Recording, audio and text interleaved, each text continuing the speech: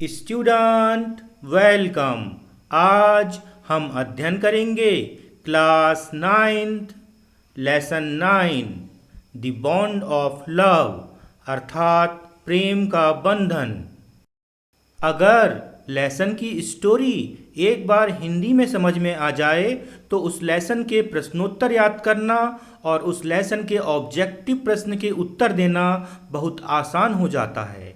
इसलिए प्रस्तुत है इस लेसन की हिंदी स्टोरी। कहानी का पैराग्राफ नंबर 1। मैं ब्रूनो से शुरू करूंगा। वह मेरी पत्नी का पालतू सुस्त रीछ है। 2 वर्ष पूर्व हम मैसूर के पास एक गन्ने के खेत के पास से गुजर रहे थे। लोग जंगली सूअरों को अपने खेतों से उन पर बंदूकों की गोलियों से भगा रहे थे। कुछ को गोलियां लग गई थीं और कुछ बचकर भाग गए थे। हम समझे कि सब कुछ गुजर चुका। तब अचानक एक काला सुस्त रीछ कड़ी धूप में हांफता हुआ बाहर आया। कहानी का पैराग्राफ नंबर 2। अब मैं तो मनमौजी तरीके से एक सुस्त रीछ को गोली नहीं मार सकता था, किंतु मेरे एक साथी ने जिस तरह मैं महसूस कर रहा था उसने यह महसूस नहीं किया और तत्काल रीछ पर उसने गोली दाग दी। कहानी का पैराग्राफ नंबर 3। जब हम गिरे हुए पशु को देख रहे थे, हम आश्चर्यचकित हुए। उसके पीछे काला फर हिला और उसने नीचे गिरे रीछ के शरीर को छोड़कर बाहर निकला। फिर हमने देखा कि वह एक बेबी रीछ था जो अपनी माँ की पीठ पर सवार था। जब अचानक गोली चलने से मर गया था, वह छोटा प्राणी एक दयनीय आवाज करता नीचे गिरे मरे रीछ के आसपास घूमने लगा।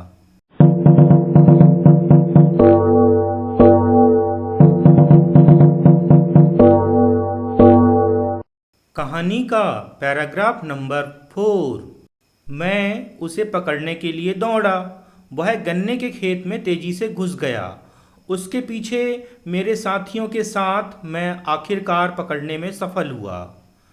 मैंने उसको उसकी गर्दन के पीछे के भाग से पकड़ लिया। तब उसने फुर्ती से झटका दिया और अपने लंबे हुक वाले दांतों से मुझे खरोंचने की कोशिश की।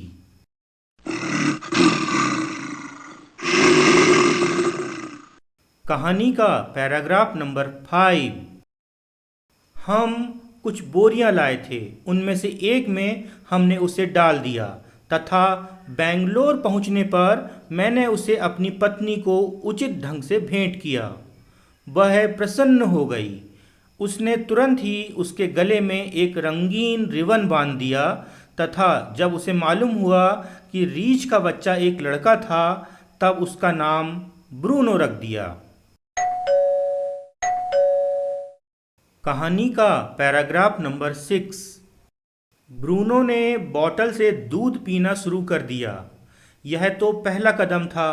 कुछ ही दिनों में उसने सब कुछ खाना पीना शुरू कर दिया और हर चीज़ ठीक थी, क्योंकि वह पारिज कई खाद्य पदार्थों से बना सब्जियां, फल, काष्ठ फल, मांस, कढ़ी और चावल, बिना ध्यान दिए चटनी, मसाले और मिर्ची, ब्रेड, अंडे, चॉकलेट्स, मिठाई, पुडिंग, आइसक्रीम इत्यादि। जहाँ तक पेय पदार्थों का सवाल है, दूध, चाय, कॉफ़ी, नींबू रस, गैस भरा पानी, मक्खन मिश्रित दूध, बियर, शराब और कोई भी तरल पदार्थ, सब कुछ मज़े से उसके पेट में जाता था।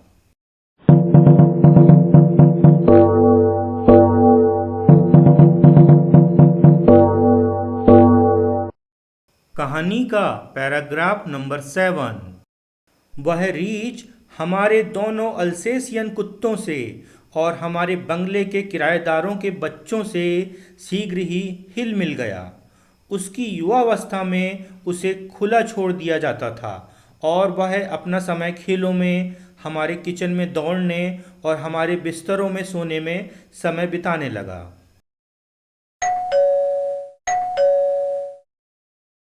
कहानी का पैराग्राफ नंबर 8। एक दिन उसके साथ एक दुर्घटना हो गई। मैंने चूहों इत्यादि को मारने के लिए, जो कि मेरी लाइब्रेरी में थे, जहर रखा। ब्रूनो लाइब्रेरी में प्रविष्ट हुआ। जैसा कि वह प्रायः किया करता था, उसने थोड़ा वह जहर खा लिया। उसको इस हद तक पक्षाघात हुआ कि वह अपने पैरों पर खड़ा न रह सका, किंतु उसने अपने आप को घसीटा व मेरी पत्नी के पास पहुंचा, जिसने मुझे बुलाया। मैंने अनुमान लगा लिया कि क्या हुआ होगा। मैं कार से तत्काल एक पशु चिकित्सक के घर गया। जहर का मामला, पालतू रीछ, बेरियम कार्बोनेट, क्या करना। कहानी का पैराग्राफ नंबर 9। मेडिकल किताबें बाहर आईं और तेजी से संदर्भ से सूची शुरू हुई। आपने कौन सा जहर बताया था श्रीमान? Barium carbonate. आह हाँ, BBA, बेरियम साल्ट्स। आह, बेरियम कार्बोनेट। लक्षण पैरालिसिस। उपचार के इंजेक्शन 1 मिनट श्रीमान, मैं अपनी सिरिंज और दवाइयाँ लाता हूँ। जल्दी से कार में घुसे। ब्रूनो अभी भी अपने कदम पर लड़खड़ा रहा था, लेकिन तेजी से कमज़ोर हो रहा था। कुछ उल्टियाँ, भारी श्वास ले रहा था, पार्श्व भाग को हिला रहा था।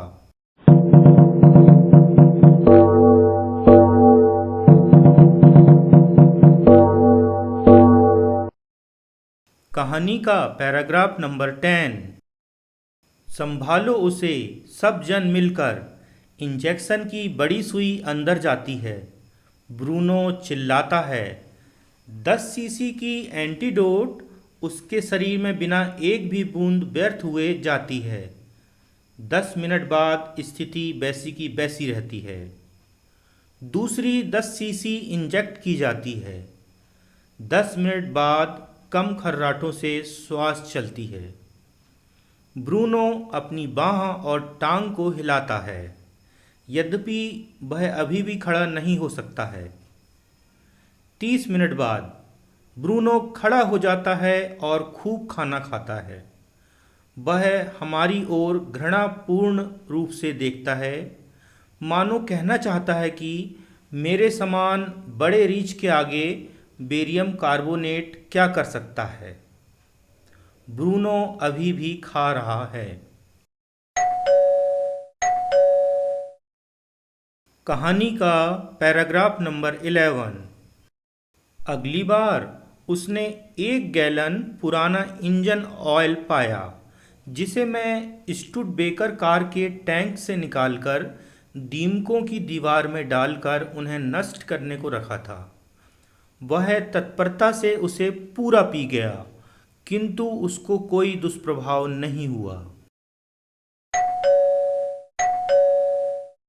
कहानी का पैराग्राफ नंबर 12। महीनों गुजरते गए और ब्रूनो जब से वह आया था तब से कई गुना बड़ा हो गया था।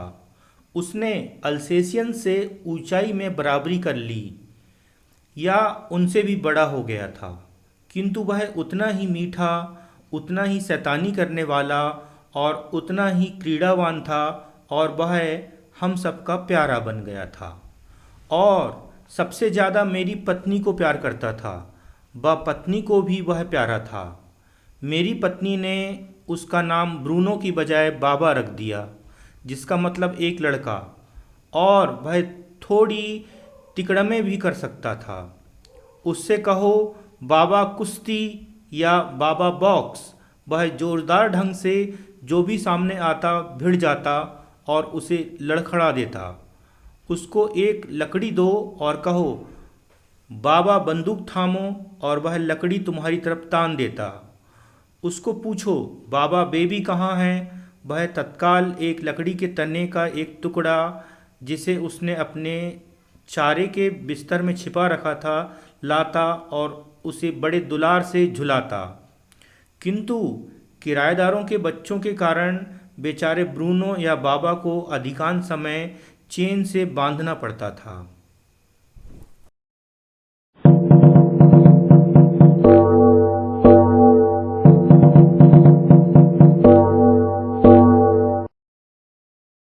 कहानी का पैराग्राफ नंबर 13।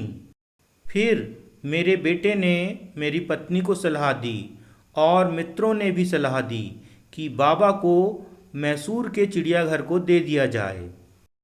वह अब घर पर रहने के हिसाब से बहुत बड़ा हो गया था।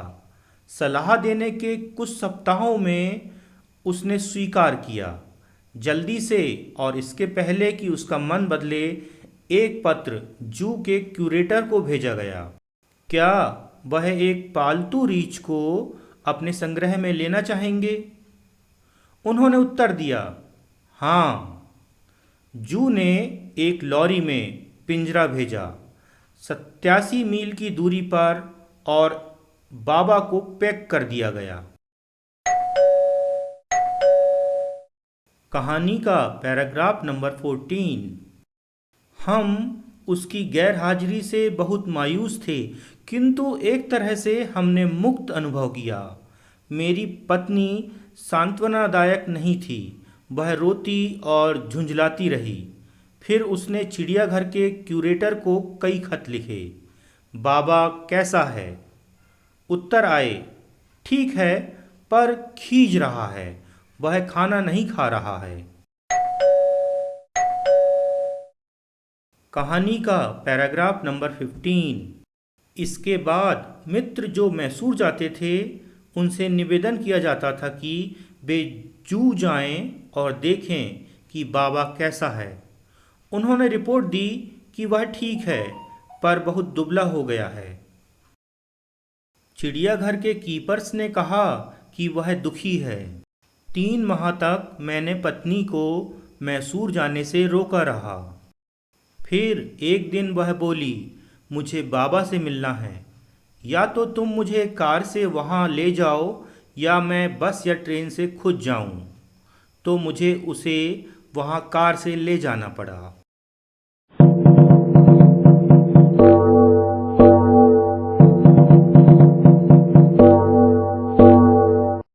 कहानी का पैराग्राफ नंबर 16।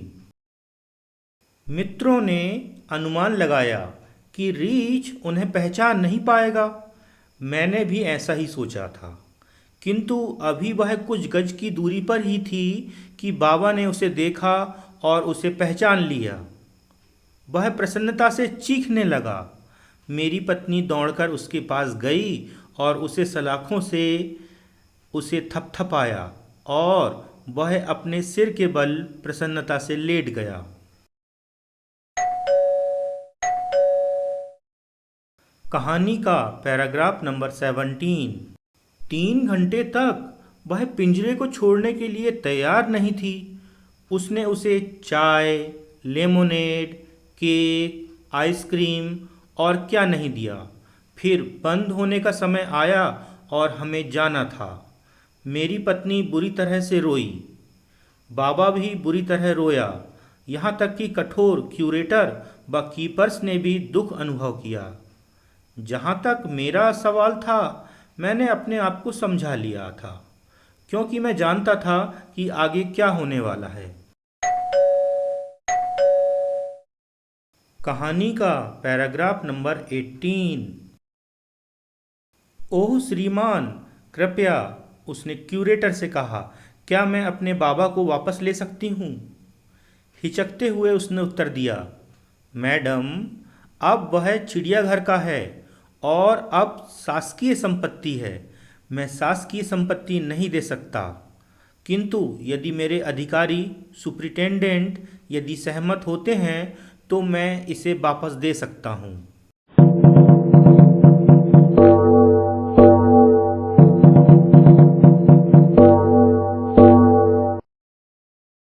कहानी का पैराग्राफ नंबर 19।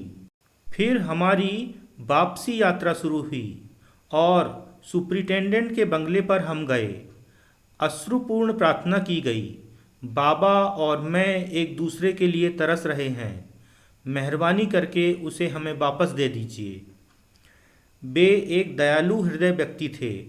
उन्होंने स्वीकृति दी और यही नहीं, उन्होंने क्यूरेटर को यह लिखते हुए कहा कि वे हमें एक पिंजरा रीछ को बेंगलोर ले जाने के लिए दें।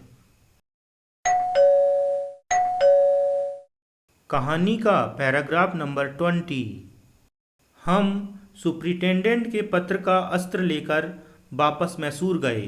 बाबा को एक छोटे पिंजरे में रखकर उसे हमने कार के ऊपर एक यंत्र से ऊपर उठाकर बड़ी सुरक्षा से बांधा और एक धीमी गति व सावधानी के साथ बेंगलोर की वापसी यात्रा पूर्ण हुई। कहानी का पैराग्राफ नंबर 21। एक बार घर आ गए तो कुलियों के एक रंगरूट को कंपाउंड में एक विशेष काम को करने के लिए लगाया गया। बाबा के लिए एक द्वीप बनाया गया। वह 20 फीट लंबा और उसके चारों ओर एक सूखा गड्ढा या मोट 6 फीट चौड़ी व 7 फीट गहरी खाई बनाई गई।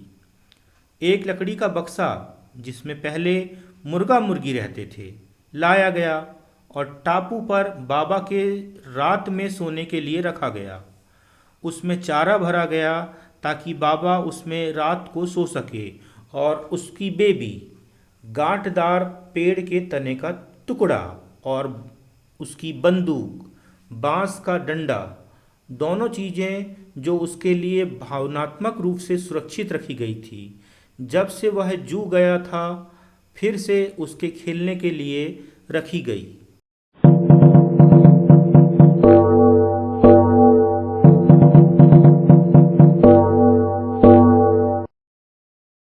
कहानी का पैराग्राफ नंबर 22।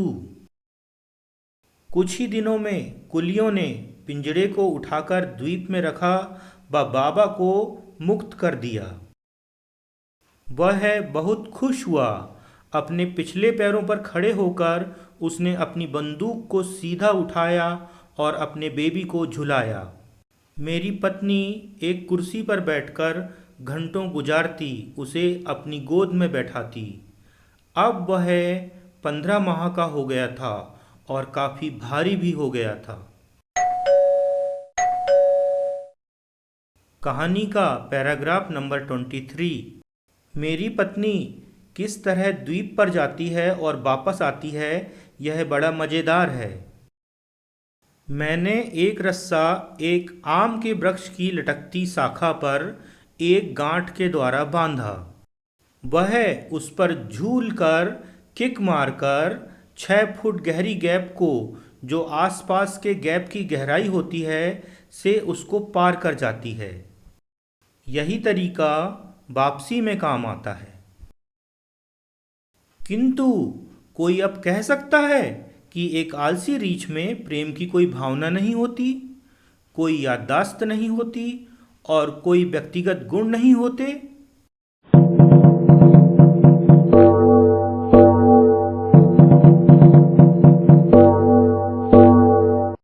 आप सभी को अध्ययन के लिए बहुत बहुत शुभकामनाएं। अभी आपके स्क्रीन पर बटन के रूप में 2 वीडियो दिखाई दे रहे हैं। आप इनमें से किसी एक को चुनकर उस पर क्लिक करें और अपना आगे का अध्ययन निरंतर जारी रखें।